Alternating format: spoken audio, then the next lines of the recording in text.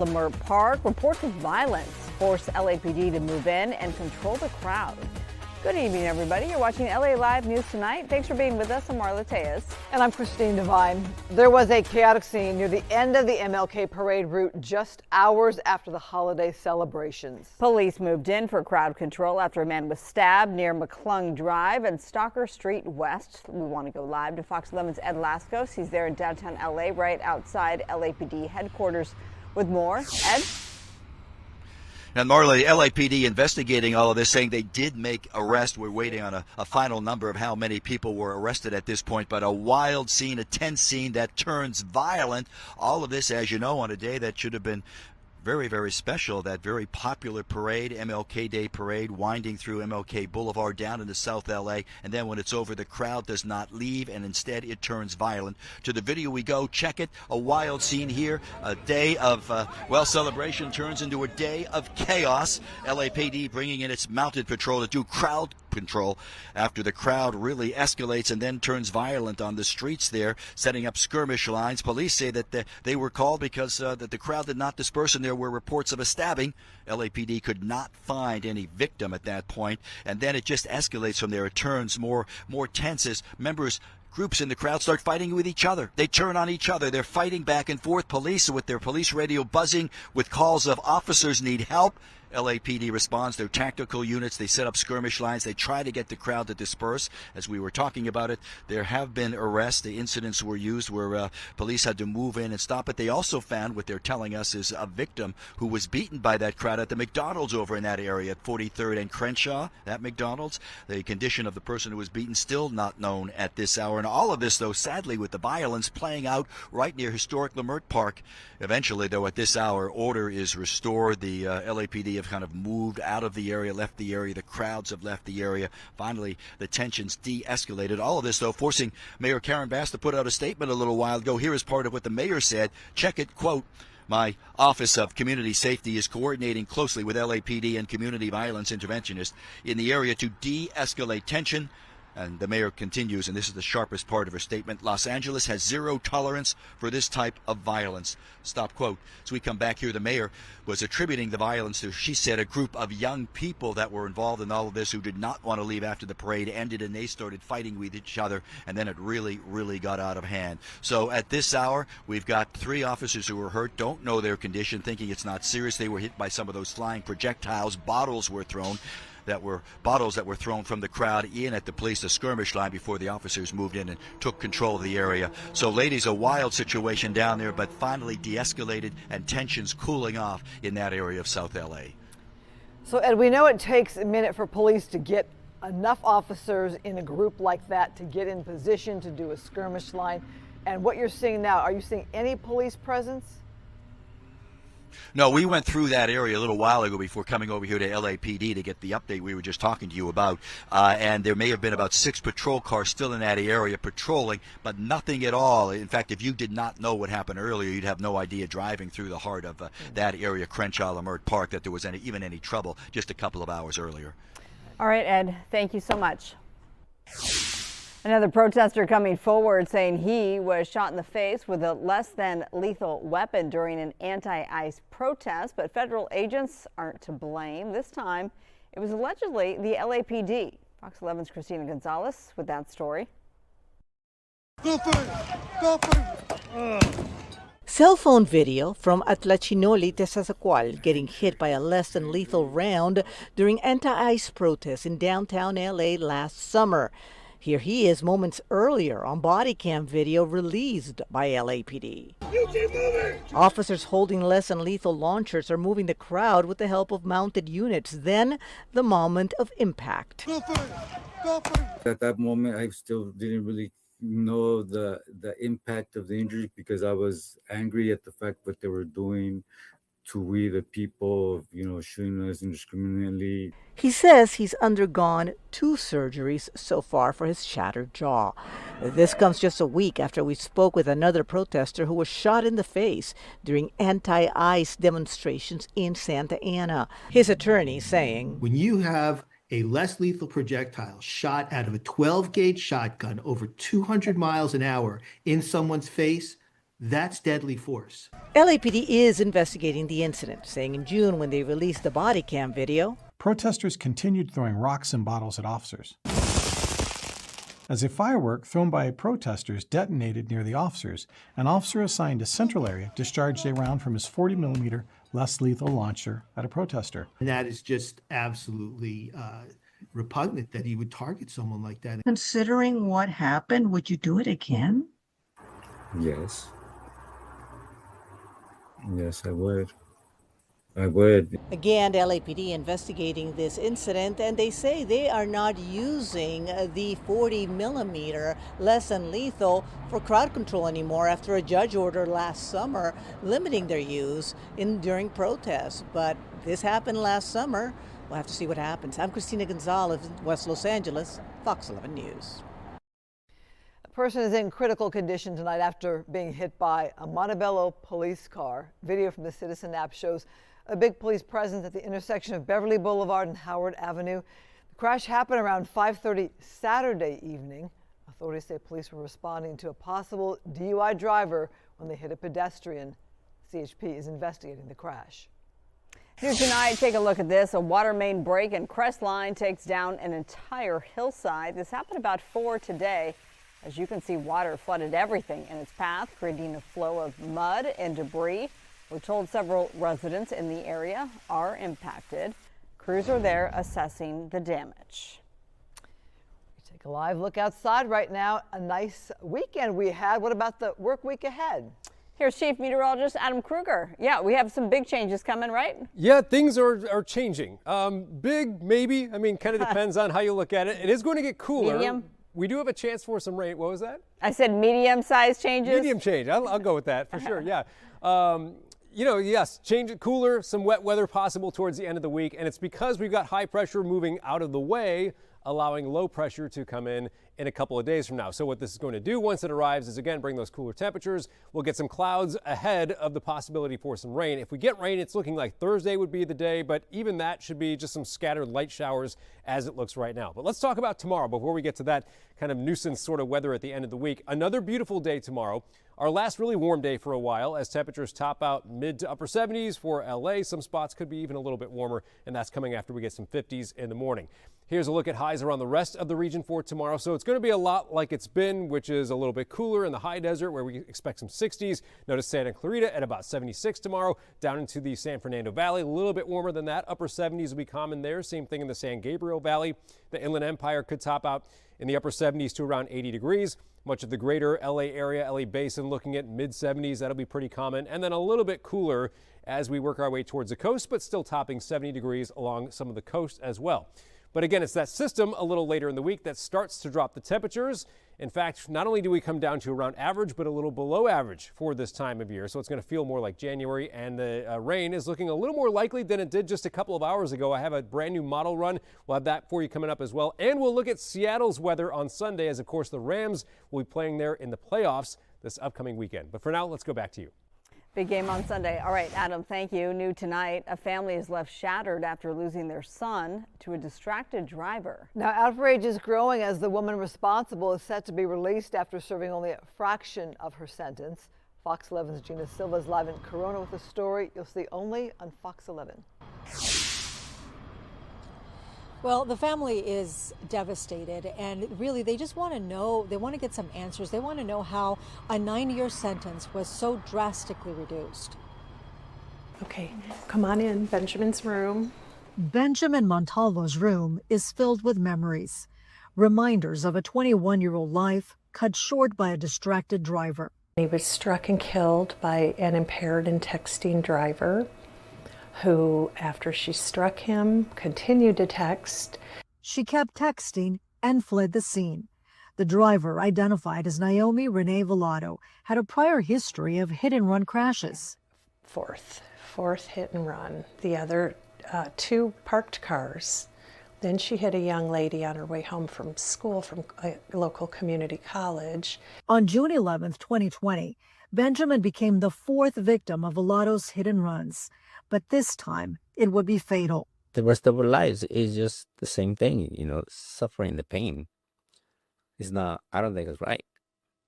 It's not right. Villado later turned herself in, but as soon as she posted bail, the Montalvos say she headed to Vegas to celebrate with her boyfriend. It's a huge picture that the DA showed to the jurors in court of her and her boyfriend 10 hours after turning herself in and bailing out immediately. Her and her boyfriend are toasting drinks in court, and the caption says, living our best life. And we were shopping for caskets with missing a whole life. Villado was convicted of vehicular manslaughter with gross negligence and felony hit and run. This is on the day of sentencing. She was sentenced to 9 years in prison, but the family has now learned Villado is expected to be released early after serving just 2.5 years. They told me that it was probably good merit credits. So it's re-victimizing this family all over again. Victims advocate Moses Castillo is trying to help the family navigate the system to understand why Villado is being released after serving only 28% of her sentence. And nobody's giving me a straight answer. Our lives will never be the same, and nor will his brothers or anyone in the family. He was a good human, and she took that light out of this world. The Montalvo family is urging people to stop texting and driving. Now, we also contacted the California Department of Corrections and Rehabilitation, but so far no one has gotten back to us. I'll send it back to you in the studio. Any response or comment from Villado's family? No, not at all. They're staying quiet on this.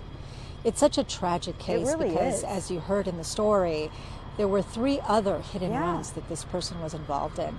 So the fact that they are being so lenient with a sentence that was 9 years reduced to 2.5, the family's saying it's just not fair. Gina, just for clarity, you say 3 other. These are 3 separate other incidents? 3 separate other incidents that were also hit and runs, yes. And just this idea that she posted within, hours of making bond after this case, living the best life or whatever that saying is when she's in Vegas. I mean, it's just, I just can't imagine being the family. Oh, it was so hurtful to this family. They couldn't believe it, and they saw it because it was posted on social media. But there was so much that was revealed in the trial, and our stories have to be so short. I didn't, put that in the segment. But they explained that in trial, all the text messages were revealed, and in those text messages, right after the accident or the crash, she texted with her mom, and she hadn't turned herself in, at the time. And allegedly, the mother told her, make sure you get rid of all of the open bottles or cans in your vehicle and get rid of the stash, the whatever marijuana butts are in your car. So the family believes that it is possible she may have been driving under the influence, and that is possibly why she fled. And then by the time she turned herself in, the alcohol level was no longer in her system. So that's what the family believes. That's what they believe happened. Yeah, which is why they said impaired and distracted. Yeah. So painful, June. Thank you. It's just such an awful case. We'll follow up. Tina, thanks. Still ahead at 8, remembering the life and accomplishments of Dr. Martin Luther King Jr. We look back on the impact that lives on in our communities today and the celebrations in honor of him around town. Americans could soon use retirement funds to make home down payments without penalties. I'm Mather Rivera in West Palm Beach, Florida, and I've got the details coming up.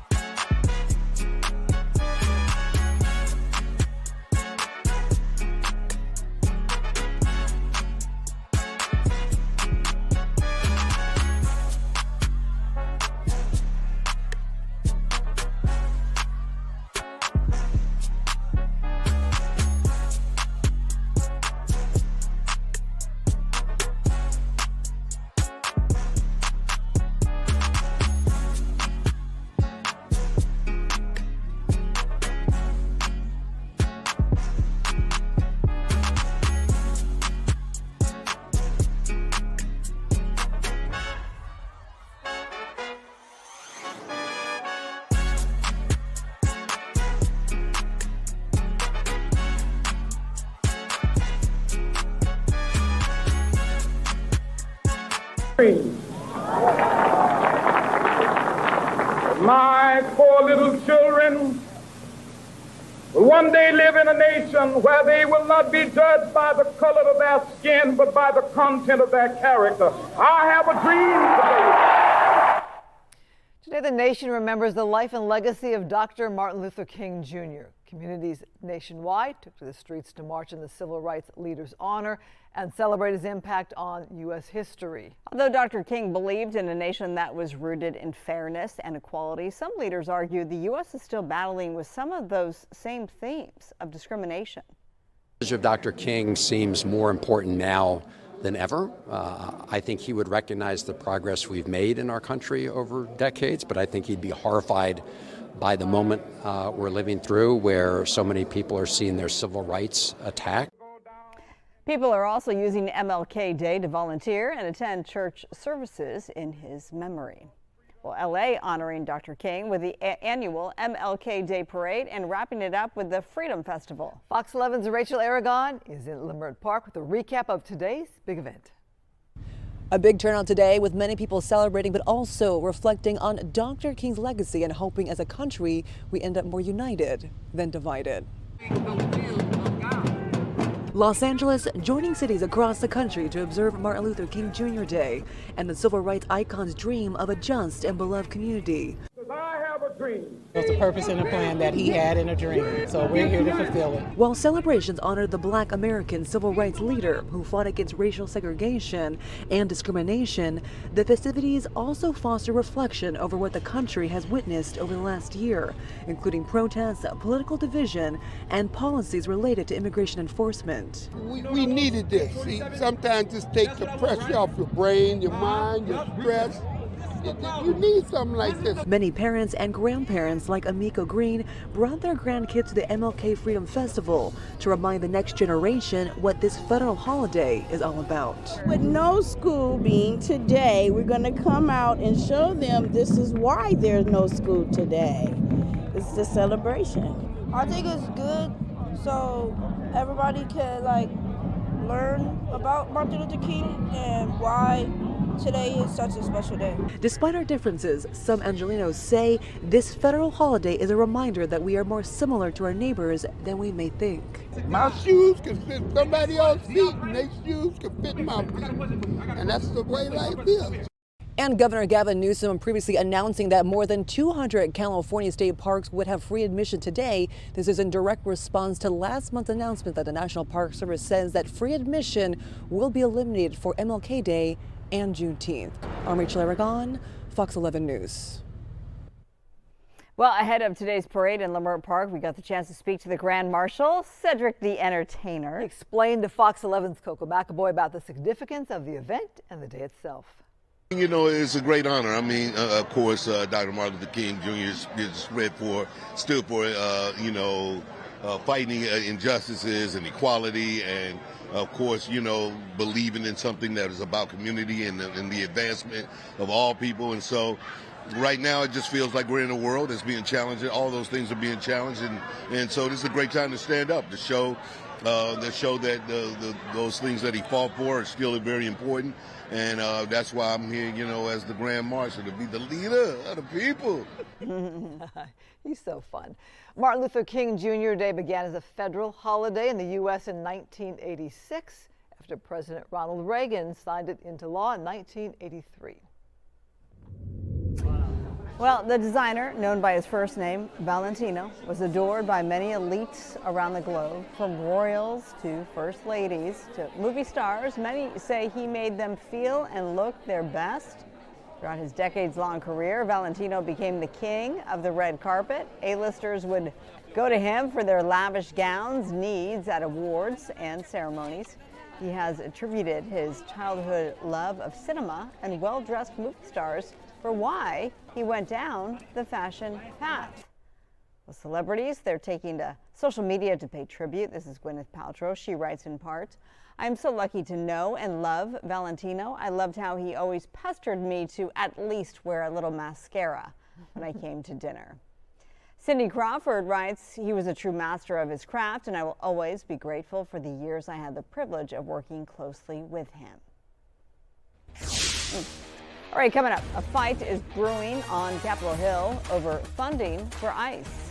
Look at the debate next.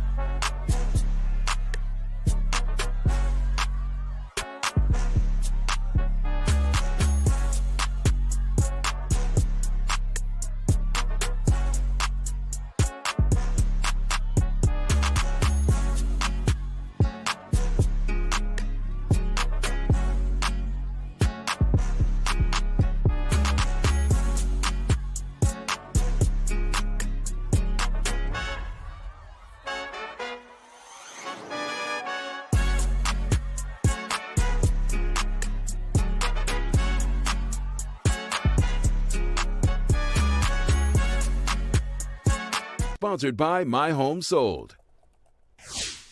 Live look from atop Mount Wilson on this Monday night. Christine, that looks, oh, it always looks nice from above, high above. It's so pretty. Happy Monday, everyone. Adam Kruger with the weather for the week.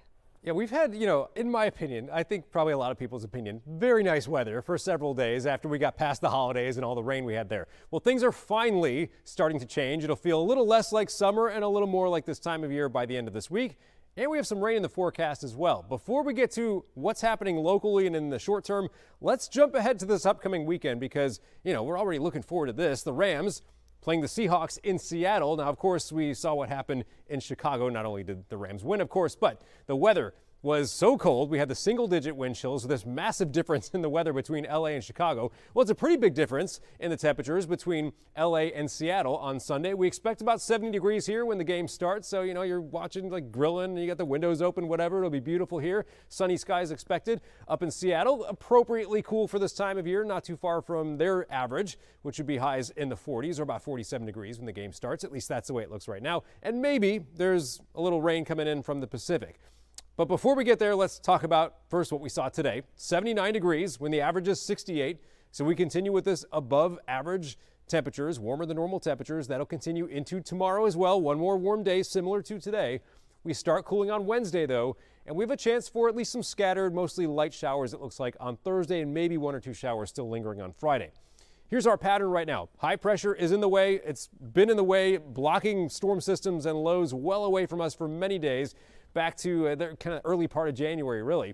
But finally, this is going to move, and that low you see out there will head our direction. So that's going to do a couple things. It's going to help pull some cooler air down into our area. It's also going to introduce some rain, but it's not a big, powerful storm system. It's just kind of a pesky one. And so you'll see what that looks like here on Futurecast as we continue into tomorrow. Not a whole lot happening yet. Here we go into Wednesday. We see more clouds coming in. There's no rain yet, though. And then as we take you into Thursday, you can see a wave of scattered rain coming in here. And that low is still kind of lingering out there, which means still on Friday. That's why I think there might be a couple of spotty showers kind of left over. Let's give you a closer view of what Thursday looks like going from the morning into the afternoon. And keep in mind, it might not play out exactly like this. This is still 3 days away. But you can see that there's definitely at least a chance for the first time in a while for some scattered rain around here. Models mostly indicating under a quarter inch for the rain total. So, nothing too problematic. All right, high temperatures around the region tomorrow. You can see we've got a lot of 70s on the map. Maybe at the warmest, a couple spots out farther inland get up to about 80 degrees. Near the coast, a little bit cooler, but overall, very pleasant weather, especially by January standards. So tomorrow's warm. We start cooling down Wednesday with more clouds. We'll go upper 60s for LA and then mid 60s on Thursday. I brought the rain chance up a little from earlier today. I had it at 20%, now 30%. The way things are looking, I think it's a slightly better chance for some rain. Maybe a little something on Friday, still in the mid 60s there. And then by the weekend, this should move on by, which means our temperatures come up a little bit. Looks like a pretty nice weekend ahead. Back to you. All right, thank you much. Still ahead, the Trump administration is taking on the difficult housing market, trying to make the road a little smoother for potential buyers. Why your retirement fund could help make the dream of owning a home a reality. Plus, we have Matthew Cedric. We're in El Segundo tonight, where mosquitoes have taken over. Just how bad residents say it is, right after this.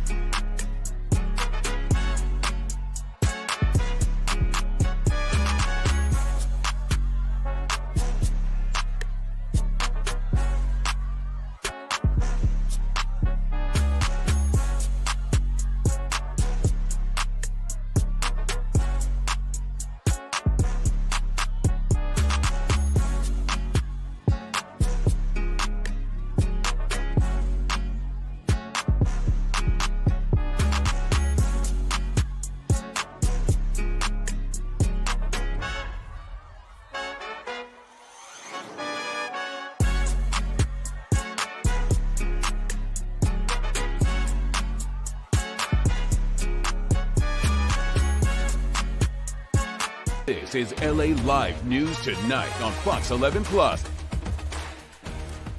Only on Fox 11 tonight, a community at war against mosquitoes. Residents in El Segundo say they've been swatting and spraying at all hours of the day for almost 2 months, but nothing is getting better. Fox 11's Matthew Cedric braving the elements tonight live in El Segundo with more. Well, we see that you're armed. Yeah, Marla, it's bad. I'm wearing a jacket, not because it's cold, but because of the mosquitoes. Also, I've got that bug spray. As you said, I'm armed tonight, but residents say that they've been fighting this fight for weeks. The sounds of mosquito warfare constant in El Segundo along the front lines. When you get them, it's the best, most satisfying thing in the world. Neighbors now armed with e-zappers, deploying traps and bug killers outside homes as the enemy advances. Our kids have been covered head to toe in mosquito bites, and I spend my nights with the electric racket smacking mosquitoes to make sure that everybody else doesn't get bit. Locals first noticed the invasion almost 2 months ago, and since then the mosquitoes have multiplied. We are covered in mosquito bites every night. My kids have welts. We're going late to school because we're up till 4 or 5 in the morning killing mosquitoes. The bloodsuckers overrunning yards and infiltrating homes. These are in our house. We have every door locked, every window sealed. If the door opens, we all freak out.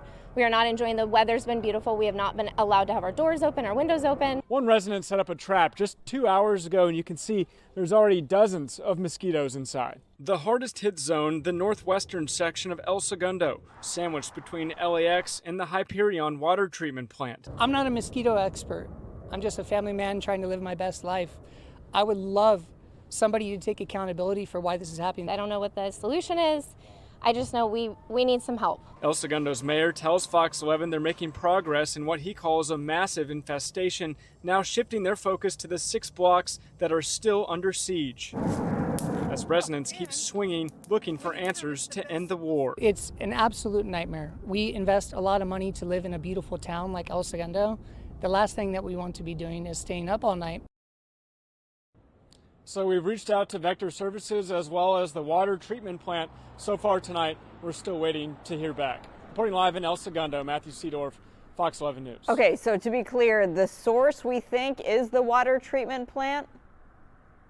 So residents are speculating they believe that that's where this could be originating. At this point, it seems to be unclear. I know officials have been trying to pinpoint it for the last several weeks, and so far, really, they don't have a conclusion just yet. Well, your examples there were just really incredible and very visual there for us. You know, we're always told not to have standing water in our yards, etc. And I'm just wondering, so it's just El Segundo that we're hearing about this?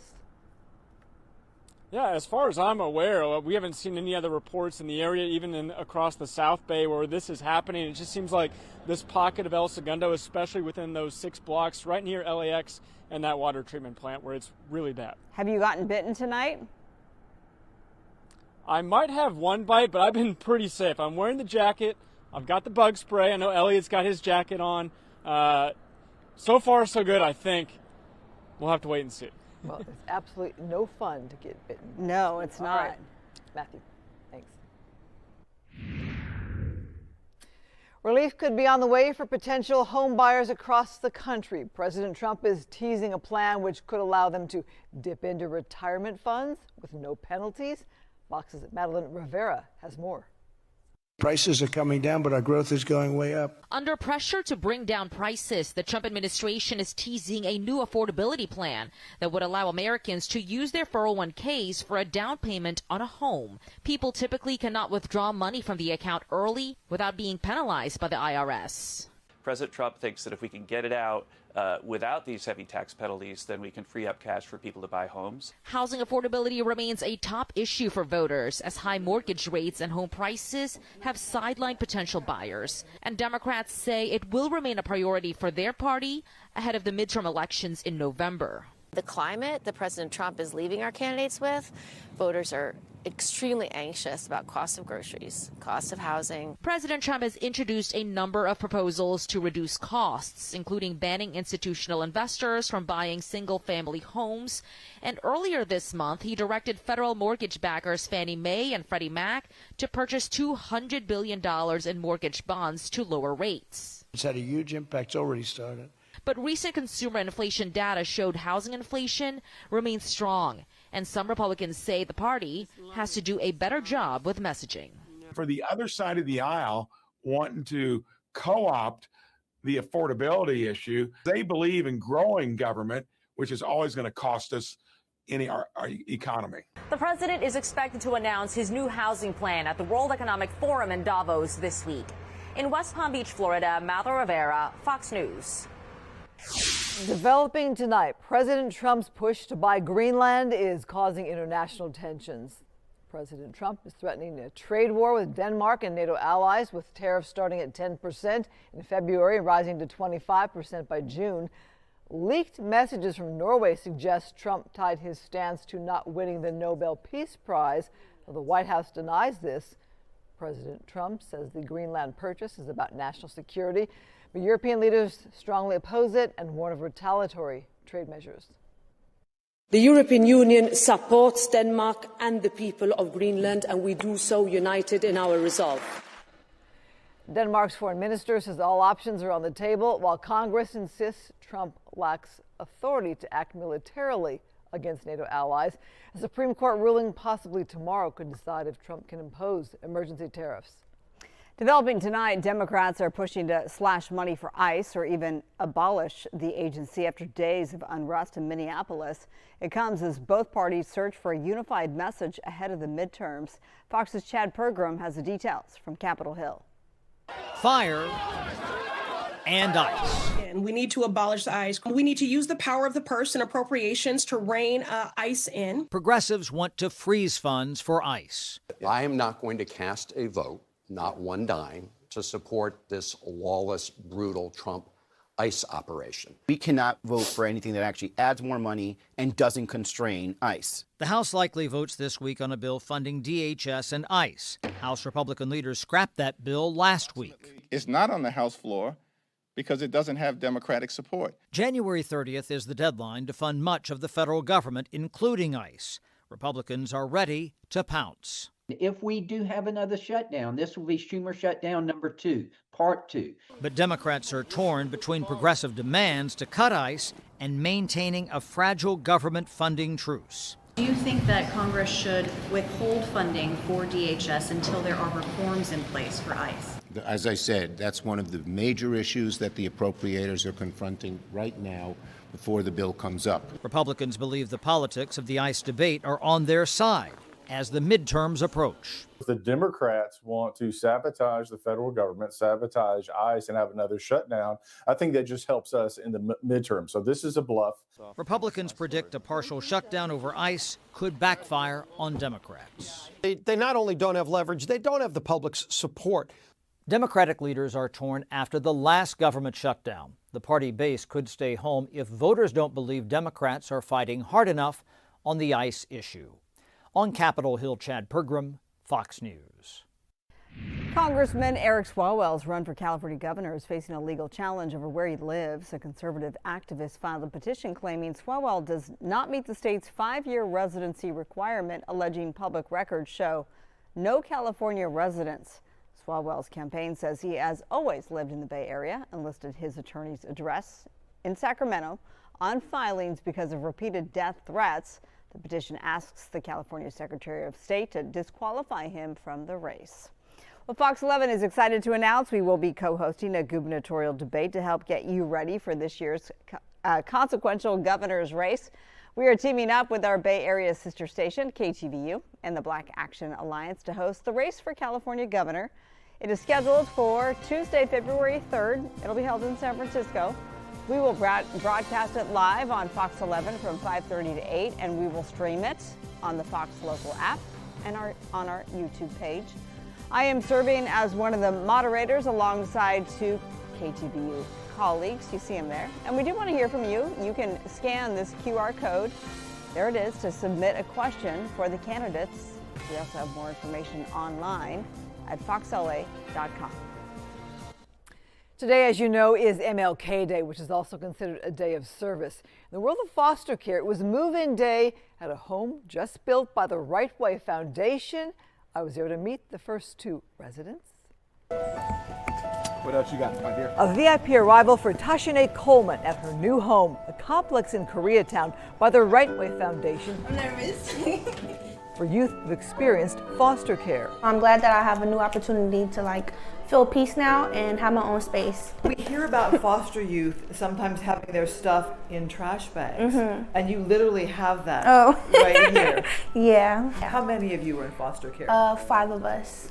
5 siblings. Yeah, including me 6. Staff from the Right Way Foundation helped this high school senior move in. Welcome home, my dear. Founder Franco Vega, in-home services will aim to curb homelessness so tied to foster care. The funding comes through the state of California monthly. All of our foster youth receives a stipend, and out of that stipend, some of it goes towards the rent. And the way we're giving back is that when they participate in our program. So, for example, if they participate in financial literacy once a month, they get $100 cash. If they go through our jobs program and produce 2 paycheck stubs monthly, they get $100. The kitchen and living room are shared space. 18-year-old Carissa Gonzalez also moved in on this day. And knowing me, I'm very I love cleanliness, so I'm gonna keep everything organized and clean. So what was your favorite bag to bring in? My clothes. Your clothes! It's a brand new building thanks to private donors. We have 5 units. The first 2 units up front And altogether, it is 16 bedrooms, 19 bathrooms. This is the first property the Right Way Foundation actually owns. 2 more are in the works. It's gonna bring me a lot of peace. But it's the youth who seized on services that speaks volumes. I've joined a lot of their programs, their substance abuse group, counseling things, and they're really like powerful. What would you want to say to other foster youth? That anything is possible. You just have to make sure you don't give up. MLK Day, Day of Service. Yes, and this is just a way to give back in honor of MLK. Now, the Right Way Foundation, they have done housing programs for years dealing with rentals. To own a building is a big step in their efforts. And these girls are still in foster care, so they are officially the parent until they age out of the system.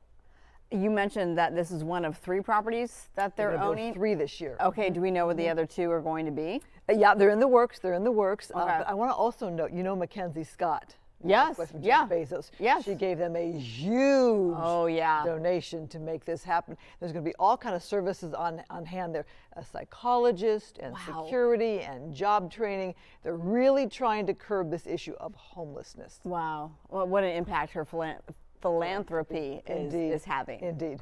All right, coming up, we're checking in with Chief Meteorologist Adam Kruger. Yeah, we finally see our next change heading our way after a long stretch of sunny and warm weather. We've got a system bringing cooler temperatures, some clouds, and even some scattered light showers a little later on this week. I'll have that forecast coming up.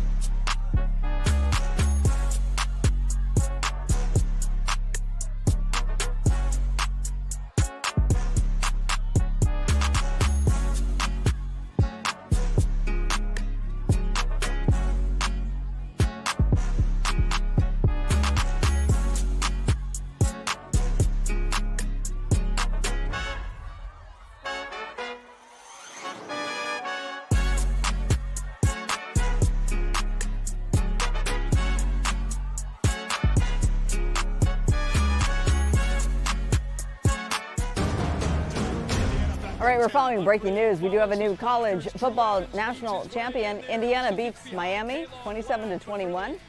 Happened at Hard Rock Stadium and the college football playoff national title game. The Hoosiers becoming the first team in major college football to go 16-0 since Yale in 1894. It has been quite a story. Wow. And I know who's cheering at my home. Yes. Family from Bloomington. Mr. Devine is. Yeah, right. That's his name. That's right. Yeah, family from Bloomington, so they're super excited. And family was at the game, too. Oh, that's awesome. Congratulations to the Hoosiers. It was a good game to watch. I saw some of it before we jumped on here on the stream. All right. Well, from college football to, I was going to say the big leagues. To the NFL, the Rams advanced to the NFC Championship for the first time since their 2021 Super Bowl winning season. But to get to football's biggest stage, they will play their NFC West Division rivals, the Seattle Seahawks. We're excited. Fans are already getting ready for Sunday's big game. Fox 11's Haley Winslow at SoFi Stadium, where she spent the day with a few of the Rams' seriously biggest fans. SoFi, the sleeping giant. Till these two bust into Rams' house. Oh! Let's go! Two of the biggest super Rams on the planet, getting psyched for the NFC Championship after Sunday night's snow-stopping clincher. Everyone said that, the weather was going to kill us. It didn't kill us. It just ignited us. Matthew Stafford said something that was most gangsta, and that was we were there to snatch their hearts. I love Rams football like I love my kids. What order would you put those in? You know what? I would put my kids first, but Rams are a close 1B. 1B. Let's go! Let's go! This is Ramader, cross between a superfan and alien predator. And the yin to his yang, OG Nam. Superheroes, not just on game days, both do a lot of charity work. And their mission, build the fan base, snatching up young Rams before their parents' influence sets in. Get as many Rams fans as possible for LA. Which takes a super getup, custom made of course, for Ramader, rubber dreads, and foam chest plate. Made in Ukraine, so this is the creators. Great colors too. Yeah, thank you. OG Nam rocks the big gold chain, hot with the players. Woo! Let's go! This was a helicopter helmet actually worn during the Palisades fires. Matthew Stafford, Torrey Holt, Puka Nakau, Steven Jackson, and Jim Everett. So what's the secret to superfan? What do I gotta do, guys? Gotta get the chain on. Oh, she's got that spin going on. Now this on. There you go. I don't know what to do with my hands. You gotta put your 2 fingers up and do horns up. Seattle, we're coming for you. So the Rams have earned their right to play another week, and there are fan experiences all over the city to keep the momentum going all week long. You can recreate your favorite player celebration moments like the Stafford shimmy or the Puka Nakua big hype at the end of the game last night. Those will be going on at the Intuit Dome right before the Clippers-Lakers game or at the Santa Monica Promenade on Saturday. And if you can't watch it in Seattle, you can come here to SoFi Stadium to the watch party, get your ticket quick, or you can watch it right here on Fox 11. The game is at 3:30 p.m. on Fox. Reporting at SoFi, I'm Haley Winslow. Let's go Rams! Back to you. Haley's a good cheerleader. She really, really is. I'm going to be in my comfies in front of my TV. Mm-hmm. Yeah. Sounds good. You and me both. And for those people who are going to travel to Seattle, it's nowhere near as cold as it was in Chicago. No, and actually, I mean, it was funny. We had like a conversation about this in our news meeting earlier this afternoon, and then the sports department was saying, oh, it's going to be cold. It'll be like normal Seattle weather. I mean, 40s in January is not that bad. No. It's a little cold for us. Yeah, for us, for sure, yeah. But considering they were just in Chicago in that brutal temps. Yeah, it'll feel like they were in the teens, right? They were in this single-digit wind chills. Yeah, I mean, so it'll feel 40 degrees warmer in Seattle than it felt in Chicago. Yeah. But we'll have the best weather here, of course. It'll be a beautiful weekend. So I'm going to start right there. We'll probably be around 70 as the game starts locally. So it's funny you say you'll be in your PJs, comfy on the couch. I said my comfies. Oh, your comfies. Sweats. Okay. Yeah. I mean, like a t-shirt would work too. You can have the windows open, whatever. It's going to be beautiful weather here. So yeah, 40s up in Seattle though. There is a chance for some rain. You can see that green out in the Pacific. That would be a few showers maybe approaching Sunday night or Monday the way things are looking now. So we'll watch that through the week. But very excited about it. And as Haley said, you can watch it right here on Fox. So that's very cool as well. All right, as far as the weather we have before we get to our upcoming weekend, we've got one more warm day coming our way tomorrow. We've got a cooling trend starting on Wednesday. And at the end of this week, it's going to be kind of chilly for us in the 60s. There's a rain chance also on Thursday. But first, how about tomorrow? So again, very nice, a lot like it's been lately. 50s in the morning, 70s in the afternoon. We'll see a little more cloud cover show up tomorrow, but the skies are really going to kind of cloud over as we get into Wednesday as this system here is approaching. And, you know, we call these areas of low pressure storm systems. They all mostly are, but there's, of course, varying degrees of that. This is going to be a weak one. It's not going to be a big disruptor in our weather, but it does bring, again, some cooler temperatures, some clouds, of course, and a chance for some what I would call scattered, mostly light showers or maybe at worst moderate showers. So don't expect flooding or anything like that out of what's coming our way. So let's look at that on Futurecast now as we went from tomorrow now into Wednesday. You can see more clouds continuing to stream in here. And again, it gets a little cooler starting on Wednesday. And then we'll probably find some scattered rain just kind of sweeping through our area on Thursday as that system approaches. Not a big deal, not very disruptive. Again, most of that is going to be on the light side. I want to show you a wider view of this, though, because it's pretty interesting what happens with the system once it gets past our area. So here we go into Thursday, again, some of that scattered rain coming through. Now, that moisture, that system is going to join forces with a very cold air mass coming in from the north. I'm just pointing this out, not because it's going to affect us, but this is going to be a big national weather story by maybe Friday night or Saturday. You can see plenty of snow right through here. This pink would represent ice, so freezing rain and sleet. That's always treacherous for travel, and you can see some rain farther south. But a lot of coverage of wet weather, and then look how this goes east into Sunday with some snow hitting parts of the eastern U.S. Some of that could be heavy, and up in the northern part of the country, Midwest, Great Lakes, very cold Arctic air is going to be hitting them as well, at temperatures maybe even colder than they had in Chicago during that Rams-Bears game. Okay, now back to our local forecast. So we've got, again, a cooling trend, and keep in mind the average high for LA is 68 this time of year, so we continue well above that tomorrow, close to average on Wednesday, below average though Thursday and Friday. Those will be our coolest days. Temperatures in the mid-60s. Again, some rain is possible Thursday, maybe a couple showers linger Friday. We should be drying out for the weekend, and at the same time, the temperatures start coming back up. And again, Sunday should be a very nice day with highs back around 70 for a lot of our area. High temperatures for the coast. Again, tomorrow upper 60s. We do get cooler gradually as we get into the end of the week, and then those temps come back up as we go into the weekend. The valleys in the Inland Empire, you've got your 70s for a few more days, 60s Thursday, Friday, Saturday, 70s after that, and we'll end it with the mountains where it will get cold Friday and Saturday, even Sunday, with highs in the 40s. Back to you.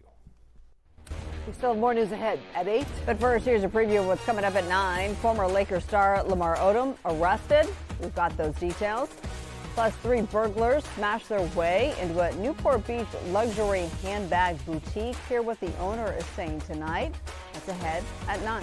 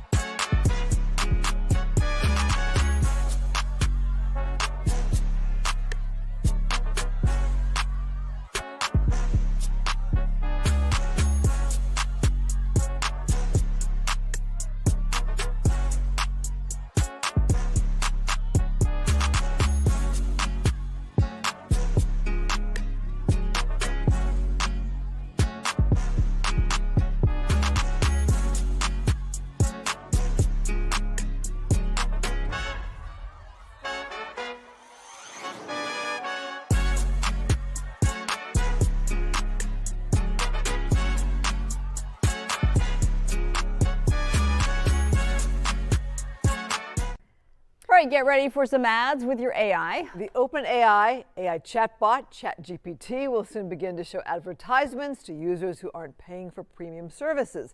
The company says it will start rolling out ad tests in the coming weeks. It will appear at the bottom of the chatbot's answers and show relevant products or services based on the conversation you're having with the bot. The company also says the ads won't influence the information GPT gives you. OpenAI adds the change is needed since most users don't have to pay for the service. Health officials flipping the food pyramid around, creating up a protein craze. It's spreading across America. More restaurants are adding new items to their menu to satisfy those health cravings.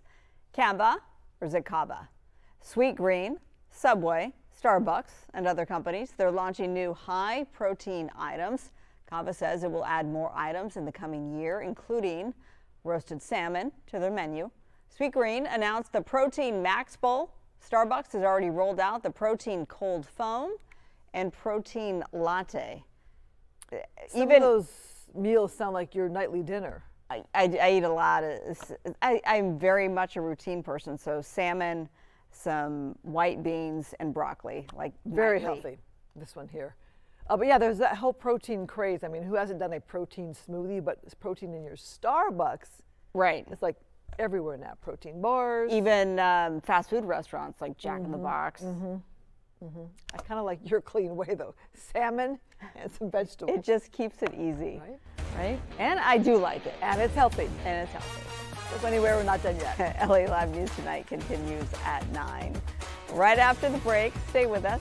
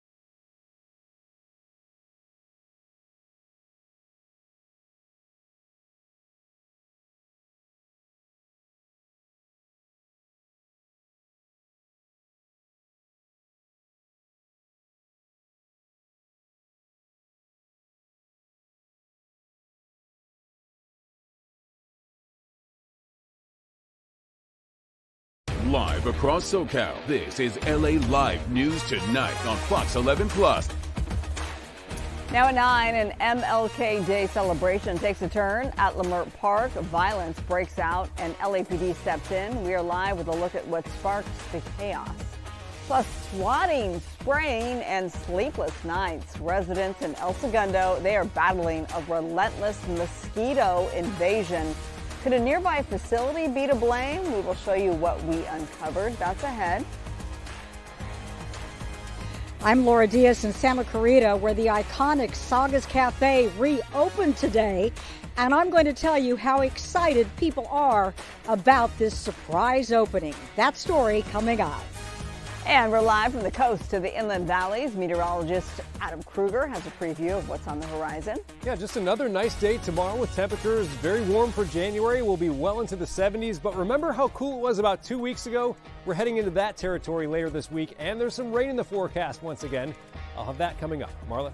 All right, Adam, thank you. Good evening, everybody. You're watching LA Live News Tonight at 9 o'clock. We thank you so much for being with us. I'm Marla Tejas. There was a chaotic scene near the end of the MLK parade route just hours after the holiday celebrations. Police moved in for crowd control after reports a man was stabbed. Let's go live to Fox 11's Ed Lascos. He's there in downtown LA. You're right outside LAPD headquarters. What's the word now? Well, Marla, the investigation is on. Arrests were made, we're told by commanders here. Still waiting for an exact number after a few officers were hit by thrown bottles, flying projectiles. They're hurt. They're expected to be okay after a day of celebration turns into a day of chaos. Let's get to it. To the video we go. Check it. This is in South L.A. The scene as LAPD moves in. It's mounted patrol now on this day doing crowd control, moving in at the end of the MLK Day Parade when the large crowd refused to leave, refused to disperse. They were surging through the streets, the crowd, and then suddenly it seemed to be getting more tense, escalating, and then it escalated into violence in more ways than one. Police responding after calls that a person had been stabbed. Police arrived, and it seems that victim was transported either by themselves or by someone else to a hospital for treatment. And then the LAPD had to bring in more officers because, as they reported, the crowd started to turn on each other. They started to fight each other, groups in the crowd fighting back and forth, and then it really started to escalate, surging through the streets, and then you'd hear the police radio buzzing with calls of officers need help, and then the LAPD responds, sending in the tactical units, setting up skirmish lines, setting up the mounted patrol, trying to ease the crowd, to get them to disperse, to try to restore some calm in that area. And then, as the commanders say, that some of the officers took some heat with those flying projectiles. 3 officers hit, 3 officers hurt.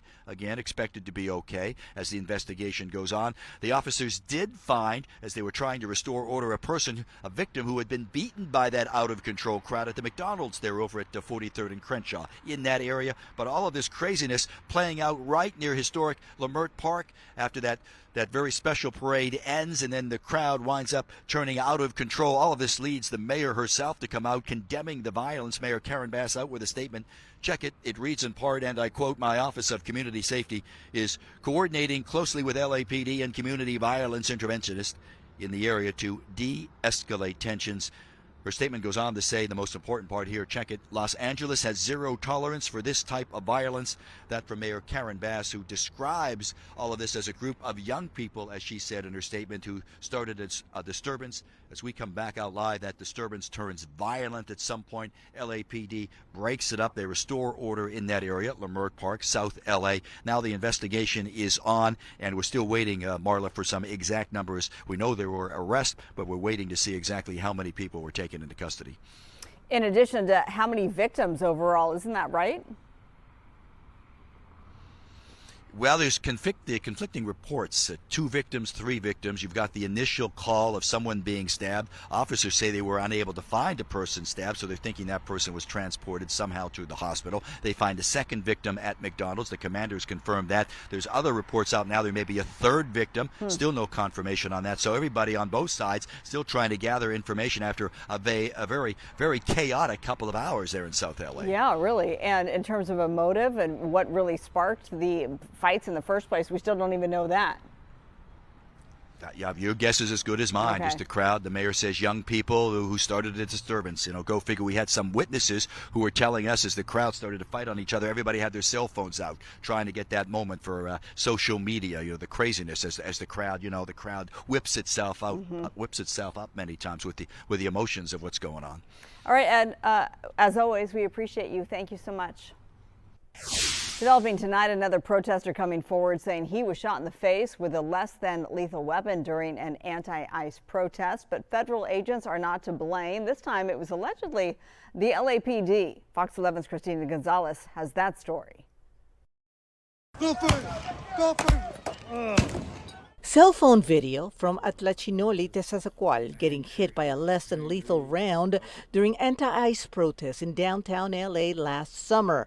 Here he is moments earlier on body cam video released by LAPD. Officers holding less than lethal launchers are moving the crowd with the help of mounted units. Then the moment of impact. At that moment, I still didn't really know the impact of the injury because I was angry at the fact what they were doing to we the people, shooting us indiscriminately. He says he's undergone 2 surgeries so far for his shattered jaw. This comes just a week after we spoke with another protester who was shot in the face during anti-ICE demonstrations in Santa Ana. His attorney saying, when you have a less lethal projectile shot out of a 12-gauge shotgun over 200 miles an hour in someone's face, that's deadly force. LAPD is investigating the incident, saying in June when they released the body cam video, protesters continued throwing rocks and bottles at officers. As a firework thrown by protesters detonated near the officers, an officer assigned to Central Area discharged a round from his 40mm less lethal launcher at a protester. And that is just absolutely repugnant that he would target someone like that. Considering what happened, would you do it again? Yes. Yes, I would. I would. Again, LAPD investigating this incident, and they say they are not using the 40mm less than lethal for crowd control anymore after a judge order last summer limiting their use during protests. But this happened last summer. We'll have to see what happens. I'm Christina Gonzalez, West Los Angeles, Fox 11 News. Tonight, a pedestrian is in critical condition after being hit by a Montebello police car. This happened Saturday evening, about 5:30 at Beverly Boulevard and Howard Avenue.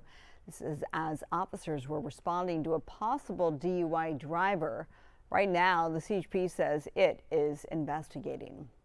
New tonight, a luxury handbag boutique in Newport Beach was hit by burglars early Sunday morning. Look at this video. 3 thieves smashed their way into the Bella Abbey and Ava boutique. Before 4 a.m., they stole more than $200,000 worth of designer purses and jewelry. Surveillance video shows them targeting limited edition high-end brands like Chanel, Louis Vuitton, and Hermes, quickly filling garbage bags before fleeing into 2 luxury vehicles, a BMW 4 Series and a Mercedes-Benz GLC 300, both with Rusnak dealership license plates. Store owner Jennifer Sprenger believes the heist was carefully planned as the burglars disabled cameras and seemed to know the store's layout. She is now adding security and working with a private investigator. People were pulling in and they had their brakes on the entire time so that the cameras couldn't get the plates. But then after, we have a private investigator that's helping us, we were able to get more identification. And having something like this happen, it's scary. It sets you back. Sprenger, a single mom with 3 daughters in college, says the theft wiped out half her inventory, but she is confident many of the bags are findable. Sprenger has a large Instagram following and is offering a $10,000 reward for information leading to the burglars' prosecution. We wish her the best. We have to stay on top of that story and help bring justice to her. Okay, live look outside. This is from atop Mount Wilson on this Monday night. A beautiful weekend, a beautiful MLK Jr. holiday today, but we got a little change in the forecast coming our way. All good things must come to an end, huh? Chief Meteorologist Adam Kruger. I mean, it can't feel like summer for the entire month of Oh, come on. Why not? Yeah, I know. If I could do something, I would. There's that little button over here that controls the forecast, right?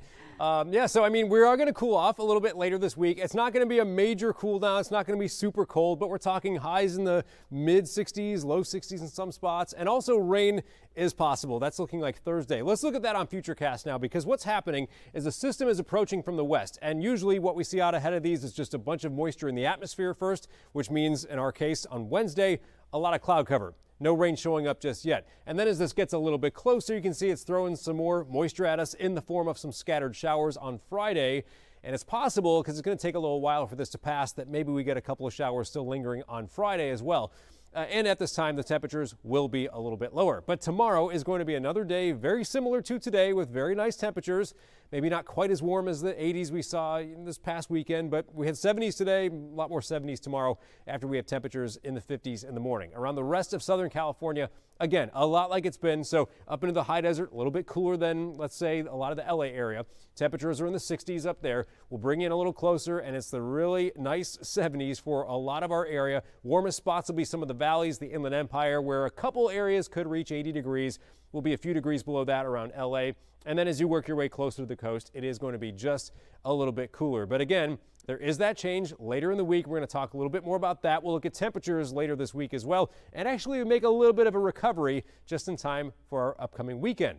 Those details a little later. Marla? All right, Adam, thank you. Big news in Santa Clarita, just days after a historic restaurant closed down. Guess what? It's back open, and no one saw this coming. Fox 11's Laura Diaz, she's live there at Saugus Cafe in Santa Clarita. Laura, what happened? This is great news. You know, it's all still a little bit mysterious, but I can tell you this, Marla.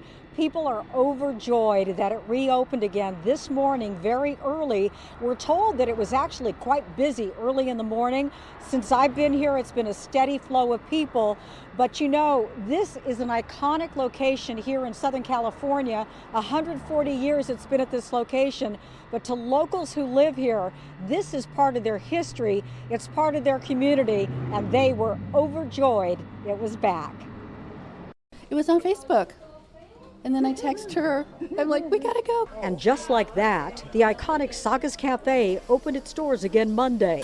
It was rebranded under a new name, the Saugus Restaurant, and under new management. Very nervous, to be honest with you. Everything is the same. The only things that change is going to be the features that were in the menu. The diner is known for its delicious breakfast with crackling hot eggs and bacon.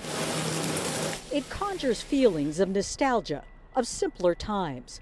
But 2 weeks ago, after serving the area for 140 years and serving famous customers like Clark Gable and Frank Sinatra, inexplicably, the Saugus Cafe shut its doors.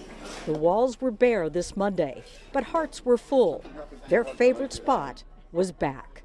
It's diner food, but it's good diner food. The coffee is great, and the people are great. I get to flirt with the waitresses. A couple of waitresses like Michaela have been here for decades. She's returned now, serving old customers under new ownership.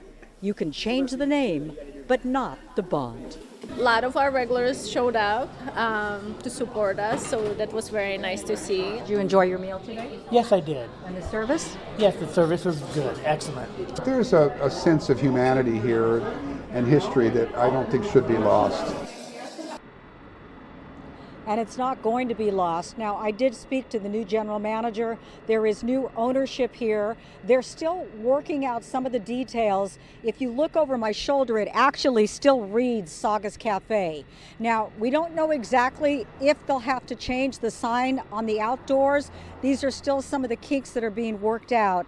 But people said to me, they don't care what you call it. To them, it'll always be the Saugus Cafe. They love it. They love the food. They love the people. And they showed up to support everybody. And I can tell you this, as somebody who grew up in the area and came here as a kid with my family, we always loved it, Marla, and it was a treat. I'm Laura Diaz, reporting live from Santa Clarita, sending it back to the studio. Well, obviously, you're perfect for this assignment, Laura.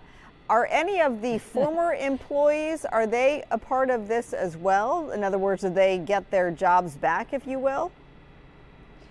Yes, in fact, the waitress who you heard from earlier, Michaela, she was here, as well as one of her co-workers was here, and one of the busboys. They've all been hired back to work here. And Michaela was not only serving dishes, and she has such a wonderful personality. You can tell the customers love her.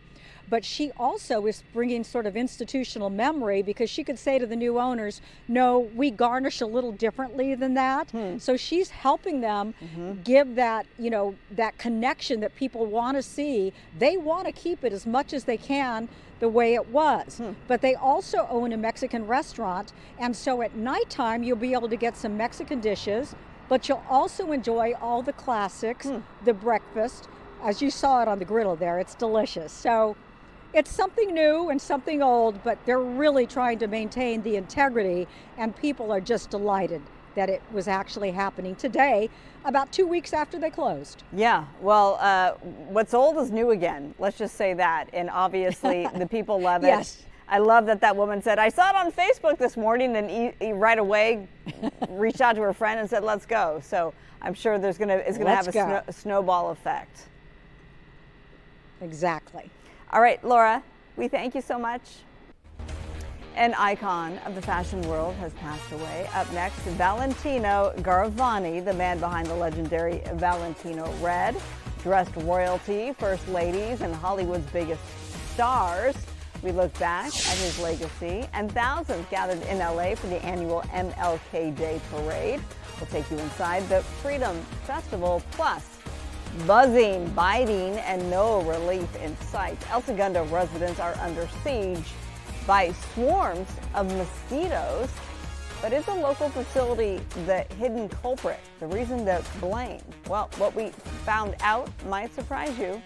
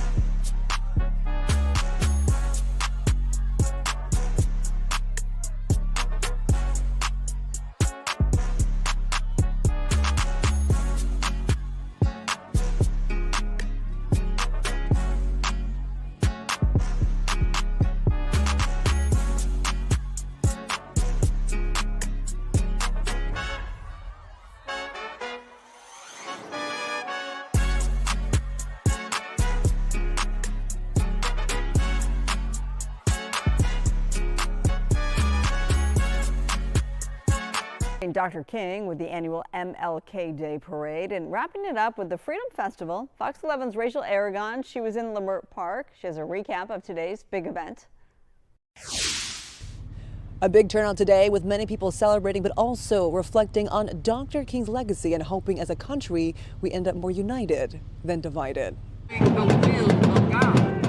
Los Angeles joining cities across the country to observe Martin Luther King Jr. Day and the civil rights icon's dream of a just and beloved community.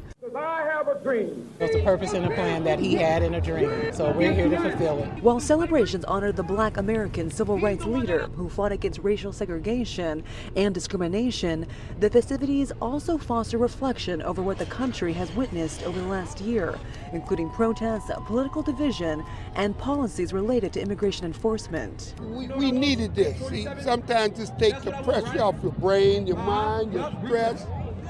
You need something like this. Many parents and grandparents like Amiko Green brought their grandkids to the MLK Freedom Festival to remind the next generation what this federal holiday is all about. With no school being today, we're going to come out and show them this is why there's no school today. It's the celebration. I think it's good so everybody can learn about Martin Luther King and why today is such a special day. Despite our differences, some Angelenos say this federal holiday is a reminder that we are more similar to our neighbors than we may think. My shoes can fit somebody else's feet, and their shoes can fit my feet. And that's the way life is. And Governor Gavin Newsom previously announcing that more than 200 California state parks would have free admission today. This is in direct response to last month's announcement that the National Park Service says that free admission will be eliminated for MLK Day and Juneteenth. I'm Rachel Aragon, Fox 11 News. Well, ahead of today's parade in Leimert Park, we got the chance to speak to the Grand Marshal. That's Cedric the entertainer. He explained to Fox 11's Coco McAvoy about the significance of the event and the day itself. I mean, you know, it's a great honor. I mean, of course, Dr. Martin Luther King Jr. stood for, fighting injustices and equality, and of course, you know, believing in something that is about community and the advancement of all people. And so right now it just feels like we're in a world that's being challenged. All those things are being challenged, and so this is a great time to stand up, to show that those things that he fought for are still very important. And that's why I'm here, you know, as the Grand Marshal, to be the leader of the people. Martin Luther King Jr. Day began as a federal holiday in the U.S. in 1986 after President Ronald Reagan signed it into law in 1983. Weather is sponsored by American Career College.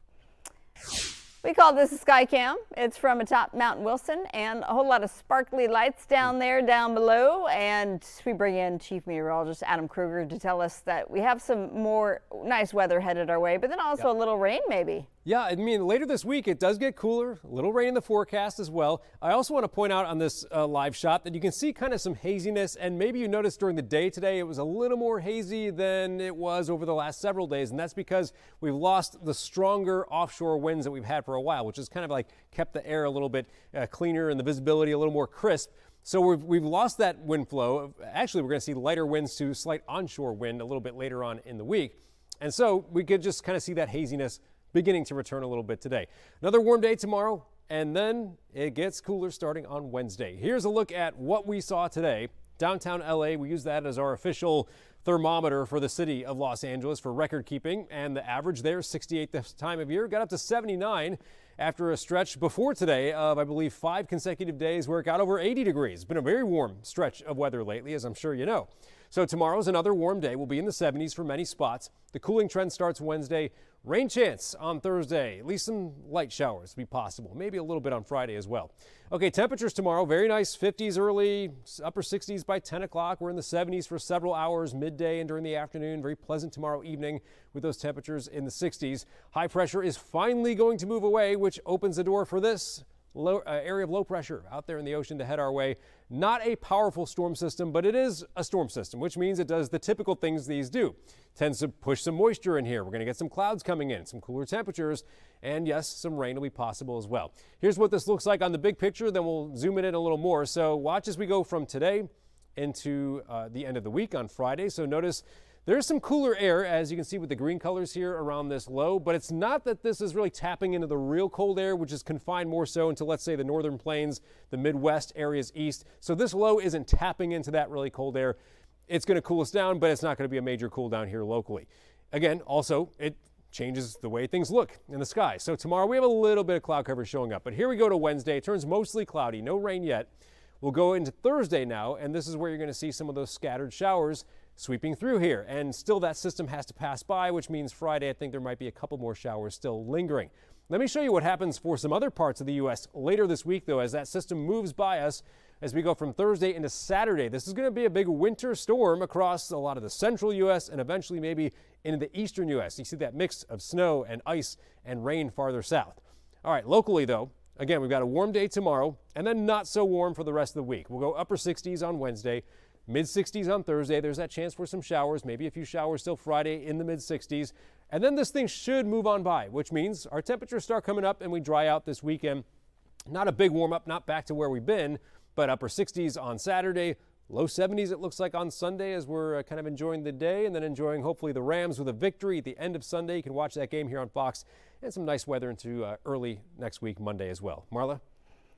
Okay, Adam, thank you. Coming up, tragedy at a popular theme park. An elderly woman dies after riding a high-speed roller coaster.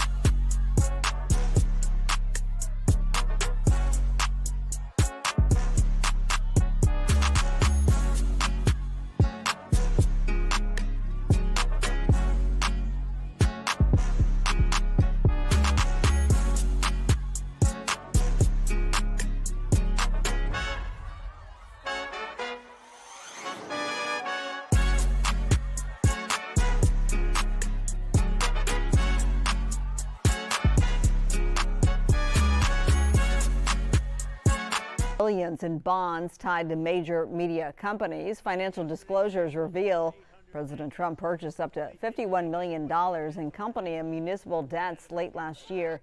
This includes up to $2 million in Netflix and Discovery Communications bonds made after Netflix announced plans to buy Warner Brothers Discovery's assets. Trump has said he will weigh in on regulatory decisions about the deal. It's unclear if these purchases were made directly or through an agent. A Republican congressman's son is out of prison thanks to President Trump. James Womack, son of Arkansas Representative Steve Womack, was granted clemency after serving time for meth distribution. The White House says Trump's decision was based on James's good behavior in prison. Congressman Womack thanked Trump for what he called a gracious act. The family has faced other struggles, including health issues affecting James's mother and brother. An elderly woman died after riding a roller coaster at Universal Orlando in November. Florida officials say the 70-year-old became unresponsive after riding the high-speed Revenge of the Mummy coaster. She was taken to a hospital but did not survive. The state's report did not name the woman or list an official cause of death. The investigation is ongoing.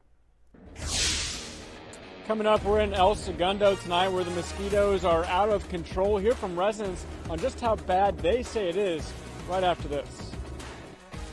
Plus, a family devastated by tragedy tonight. Why the woman convicted of killing their son is being released after serving just a fraction of her sentence.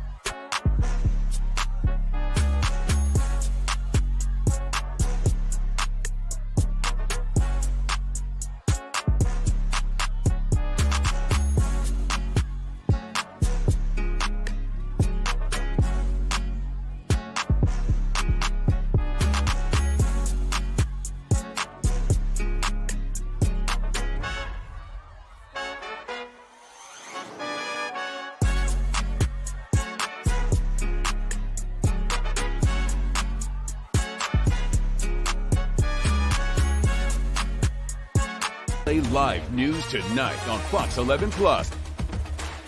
Only on Fox 11 tonight, a community at war against mosquitoes. Residents in El Segundo say they have been swatting and spraying at all hours of the day for almost 2 months, but nothing is getting better. Fox 11's Matthew Cedric braving the elements tonight, live in El Segundo with more. What's going on, Matthew? Well, Marla, it's bad. I'm actually wearing this jacket tonight, not because it's cold out, but because of the mosquitoes. I also have the bug spray with me, and residents have been fighting this for weeks.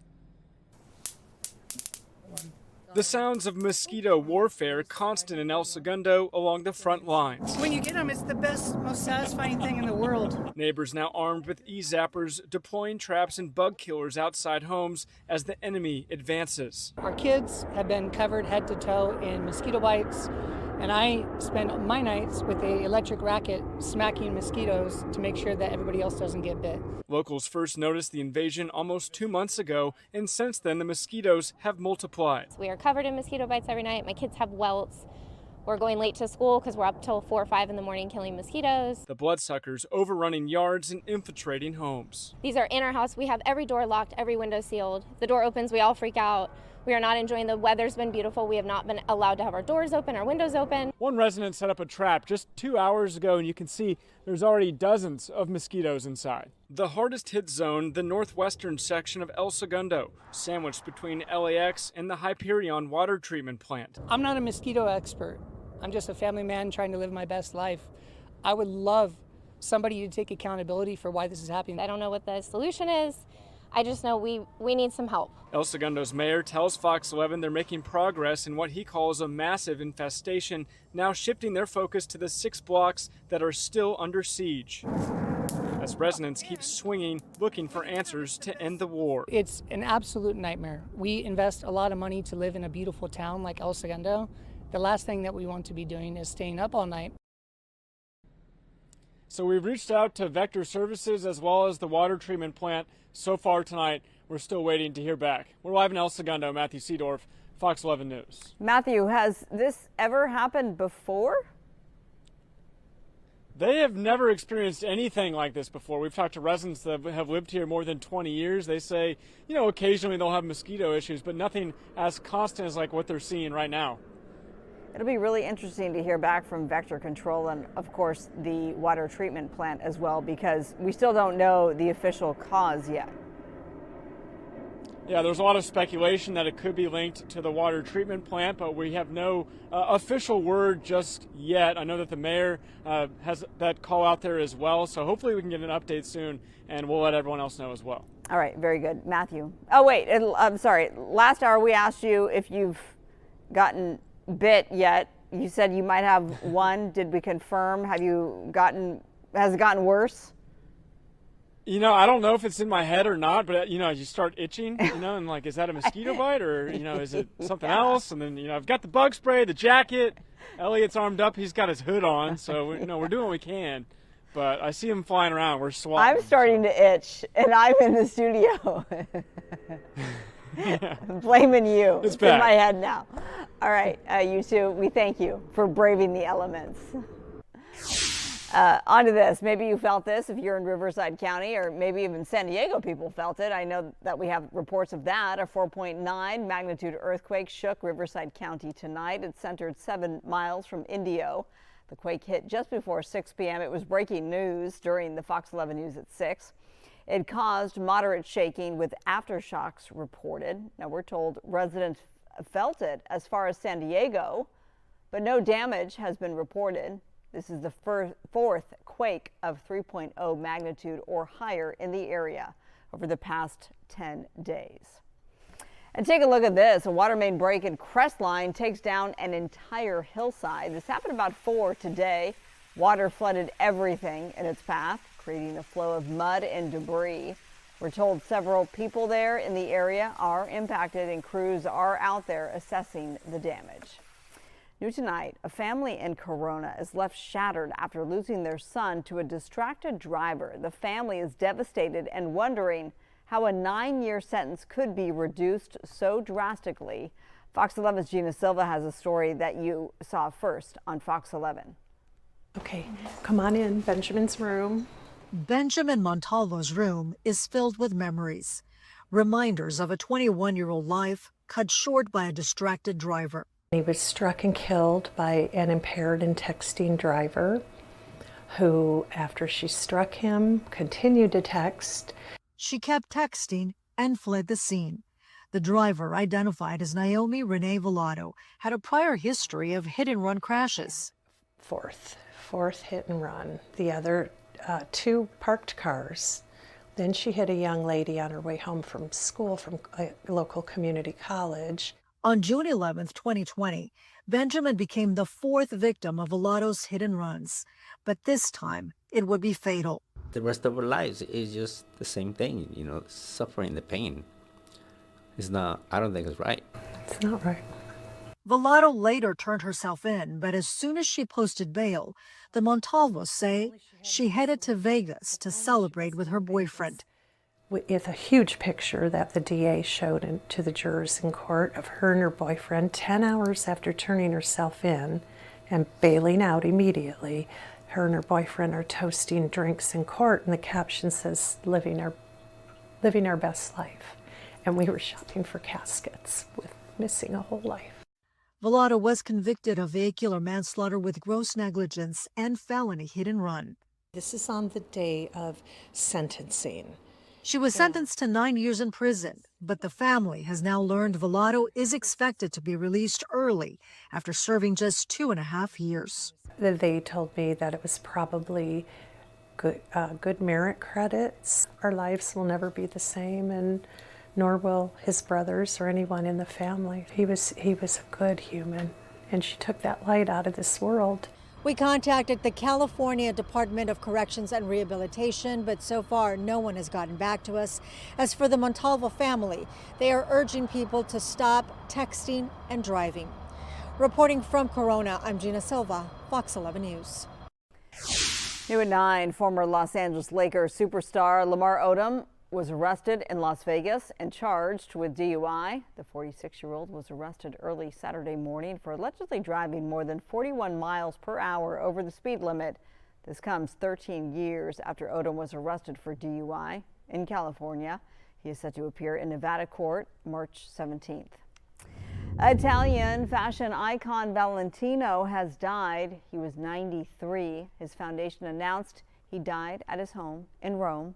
The designer, known by his first name, Valentino, was adored by many elites around the globe, from royals to first ladies to movie stars. Many say he made them feel and look their best. Throughout his decades-long career, Valentino became the king of the red carpet. A-listers would go to him for their lavish gowns needs at awards and ceremonies. He has attributed his childhood love of cinema and well-dressed movie stars for why he went down the fashion path. Celebrities are taking to social media to pay tribute. Gwyneth Paltrow writes in part, "I am so lucky to know and love Valentino. I loved how he always pestered me to at least wear a little mascara when I came to dinner." Cindy Crawford writes, "He was a true master of his craft, and I will always be grateful for the years I had the privilege of working closely with him." Congressman Eric Swalwell's run for California governor is facing a legal challenge over where he lives. A conservative activist filed a petition claiming Swalwell does not meet the state's 5-year residency requirement, alleging public records show no California residents. Now, Swalwell's campaign says he has always lived in the Bay Area and listed his attorney's Sacramento address on filings because of repeated death threats. The petition asks the California Secretary of State to disqualify him from the race. Well, with that said, he is part of this. Fox 11 is co-hosting a gubernatorial debate. We are teaming up with our Bay Area sister station, KTVU, and the Black Action Alliance to host the Race for California Governor debate, scheduled for Tuesday, February 3rd in San Francisco. We will broadcast it live here on Fox 11 from 5:30 to 8, and we will stream it on the Fox local app. I am honored to serve as one of 3 moderators alongside 2 KTVU colleagues. And we do want to hear from you, so you see that QR code, please scan it, and you can submit a question for the candidates. More information online at foxla.com. Well, it could be an awkward get-together this week in Switzerland for the World Economic Forum. President Trump has been pressuring European leaders to sign off on his plan to acquire Greenland. A text message Sunday to Norway's prime minister now making waves in Washington and overseas. Fox's Connor Hansen reports.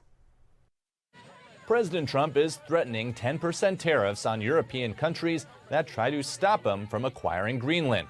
Norway's prime minister says he has been trying to de-escalate the situation. But in a message back to the prime minister, President Trump wrote in part, quote, "Considering your country decided not to give me the Nobel Peace Prize for having stopped 8 wars plus, I no longer feel an obligation to think purely of peace." He's very preoccupied with the Nobel Peace Prize, and I've explained to him many times that it's an award given by a Norwegian committee, not by the Norwegian government. Democrats have seized on those messages. It feels now like American foreign policy, at least towards Greenland, is being driven by Donald Trump's ego, not by our national interest. President Trump says the U.S. needs Greenland to counter Russian and Chinese operations in the Arctic and for its natural resources. We are not going to outsource our hemispheric security to anyone else. More Danish troops have been arriving on the world's largest island for training and security. Other NATO countries have also offered their support. I think a lot of countries are afraid that if they let Greenland go, what would be next? As tension builds with European allies, President Trump is preparing to speak at the World Economic Forum in Davos, Switzerland. In New York, Connor Hansen, Fox News. Well, up next, Viva Maryland. A little Las Vegas could be headed to the state of Maryland. We will explain. Plus, Rams superfans taking their passion to the next level as the team advances to the NFC Championship. And we finally got a change in our weather after a stretch of summer-like temps and a lot of sunshine. Clouds coming back in a couple of days, and as you see by Thursday, maybe even some scattered showers. We'll talk about this change and the 7-day forecast coming up soon.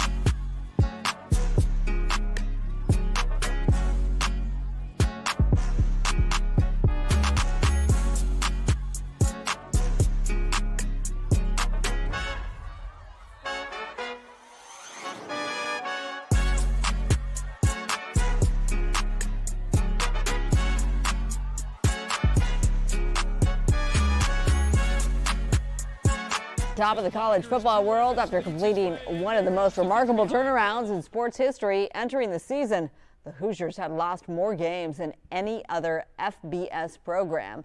Well, tonight, Indiana beat Miami 27-21 in the CFP national title game, claiming the program's first ever national championship. The Hoosiers finished the year 16-0, the first major college football team to do so since Yale in 1894. It's been a long time. We'll have the highlights on Good Night LA at 10 o'clock. And President Trump, he attended the game in Miami tonight. There he is. He was joined by family, White House staff, and close advisors. Now, this was during the national anthem. Camera showed him in a box seat where he waved to fans after receiving a warm round of applause. It's not the first college football title game the president has attended. In his first term, Trump traveled to Atlanta in 2018 for the national championship between the Georgia Bulldogs and Alabama Crimson Tide. Who else was at the game? This guy, Tom Brady. He was there tonight. The future Hall of Fame quarterback and Fox broadcaster was there as a Raiders part owner. The Raiders have the top pick in the draft and are expected by many to select Indiana quarterback Fernando Mendoza. The Rams advanced to the NFC Championship. On to the pros now for the first time since their 2021 Super Bowl winning season. But to get to football's biggest stage, they'll play their NFC West division rivals, the Seattle Seahawks. Fans are already getting ready for Sunday's big game. Fox 11's Haley Winslow, she's at SoFi Stadium, where she spent the day with a few of arguably the Rams' biggest fans. SoFi, the sleeping giant. Till these two bust into Rams' house. Oh! Let's go! Two of the biggest super Rams on the planet, getting psyched for the NFC Championship after Sunday night's snow-stopping clincher. Everyone said that, the weather was going to kill us. It didn't kill us. It just ignited us. Matthew Stafford said something that was most gangsta, and that was we were there to snatch their hearts. I love Rams football like I love my kids. What order would you put those in? You know what? I would put my kids first, but Rams are a close 1B. 1B. Let's go! Let's go! This is Ramader, cross between a superfan and alien predator. And the yin to his yang, OG Nam. Superheroes, not just on game days, both do a lot of charity work. And their mission, build the fan base, snatching up young Rams before their parents' influence sets in. Get as many Rams fans as possible for LA. Which takes a super getup, custom made of course, for Ramader, rubber dreads, and foam chest plate. Made in Ukraine, so this is the creators. Great colors too. Yeah, thank you. OG Nam rocks the big gold chain, hot with the players. Woo! Let's go! This was a helicopter helmet actually worn during the Palisades fires. Matthew Stafford, Torrey Holt, Puka Nakau, Steven Jackson, and Jim Everett. So what's the secret to superfan? What do I gotta do, guys? You gotta get the chain on. Oh, she's got that spin going on. Now put this on. Here we go. I don't know what to do with my hands. You gotta put your 2 fingers up and do horns up. Seattle, we're coming for you. So the Rams have earned their right to play another week, and there are fan experiences all over the city to keep the momentum going all week long. You can recreate your favorite player celebration moments like the Stafford shimmy or the Puka Nakua big hype at the end of the game last night. Those will be going on at the Intuit Dome right before the Clippers-Lakers game or at the Santa Monica Promenade on Saturday. And if you can't watch it in Seattle, you can come here to SoFi Stadium to the watch party, get your ticket quick, or you can watch it right here on Fox 11. The game is at 3:30 p.m. on Fox. Reporting at SoFi, I'm Haley Winslow. Let's go Rams! Back to you. Whose house? Rams' house. Isn't that right, meteorologist Adam Kruger? Yeah, and this is getting pretty exciting, Here we are, NFC Championship. So, of course, this is in Seattle, though, and I got to start with this, talking about the weather in Seattle, which obviously is not going to be the extreme cold we saw in Chicago, but it's certainly no LA weather. We're going to be around 70 degrees as that game starts on Sunday, and then where the game is played in Seattle, temperatures will be in the 40s, which is around average for Seattle this time of year. There is a chance for some rain. As it looks now, it's still, of course, many, many days off, but if you're here watching in LA, you can have your door, window open, whatever, just kind of enjoy the outdoors, have the TV outside, whatever. It's going to be very nice weather here. And speaking of nice weather, another nice one tomorrow, temperatures in the 70s in the afternoon, but we have changes coming. So let's not skip over that. Between now and what's happening this weekend with the nice weather, there is going to be some cool days and maybe some rain. So high pressure is going to move out of the way. This low pressure is going to swing in here in a few days. That'll bring cooler temperatures, clouds, some rain. Here's what that looks like on Futurecast. As we go into tomorrow tomorrow, not much happening yet. Notice all the clouds kind of spilling across California on Wednesday. So we've got mostly cloudy skies first on Wednesday. That already starts cooling us down a little. And then as we go from there into Thursday, you can see scattered showers coming through. Most of this should be on the light side. I don't think there's going to be any big problems with this, but as is always the case, some rain can be kind of a nuisance around here. So we'll watch for mostly the lighter rain coming in on Thursday, maybe a few showers Friday still as that system needs to work its way out of here, which should happen by the weekend. So we do expect dry weather and slightly warmer temperatures then as we get to the weekend. Highs over the next 7 days for LA, Inland Orange County. Keep in mind, here's our average this time of year, 68. We've been way above that for many days. Above it again tomorrow, close to average on Wednesday, down to the mid 60s for Thursday and Friday. So again, it's going to be a little bit cool there. Temperatures come up a few degrees Saturday. Sunday's looking nice. Monday looking nice as well. Onto the coast, it'll be 60s for several days, but there is that little bit of a drop as we get into Wednesday, Thursday, Friday. For the valleys and the Inland Empire, we've got upper 70s tomorrow, still 70s on Wednesday, 60s Thursday, Friday, Saturday, and warming up back to 70s by Sunday and Monday. For the mountains, it's been kind of a warm stretch the last few days. We'll keep that going until the end of the week when you see those highs in the 40s. Real quick, here's a look at the high desert. It's 60s for several days, and the low desert, we've got temperatures in the 70s. Marla?